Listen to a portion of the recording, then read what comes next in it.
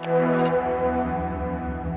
internet is one of the greatest public commons we have. It's a shared safe space and should remain so. Aaron Leverett, Ford Mozilla Open Web Fellow, Privacy International, a white man with gray and white hair, black framed glasses, and a white gingham shirt with the sleeves rolled up. I'm Aaron Leverett, and I'm a hacker for change, for good. I like tracking down threats against civil society. My career in security started out working on industrial systems, and in particular, public utilities. So the electric grid, water facilities, sewage facilities, oil and gas, telephone companies. And that really motivated my early thinking about security as a public good, and in particular, security of everyday infrastructure and services. And as I realized that most of those services were coming to rely on the internet, I realized that the internet is a public service and a public utility.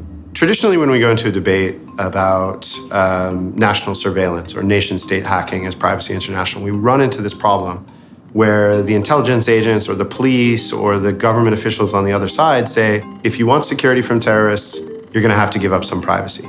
I personally don't believe this is true. I think they can continue to do their counterterrorism work, but we can also make everyday people safer. And the best way to do that is to reframe privacy and security as a public good, as a consumer rights issue. Regardless of whether they're trying to track terrorists in the rest of the world, you deserve not to have your emails read.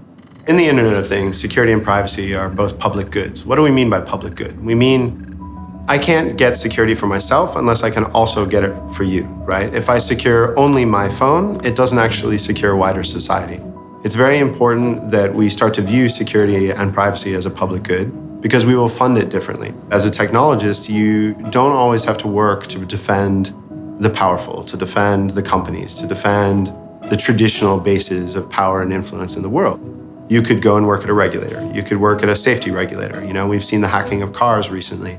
There's no reason that the kind of crash testing that they do on cars couldn't be a role for a computer technologist who's literally crash testing the devices in a computer science sense to see if they are still safe when we have automated vehicles in the future.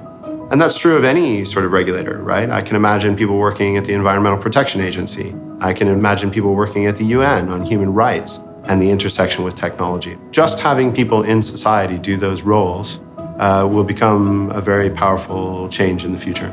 Ford Foundation logo, a globe made up of a series of small, varied circles. Mozilla logo. Production credits appear on screen. For a full list of credits, please review the downloadable transcript.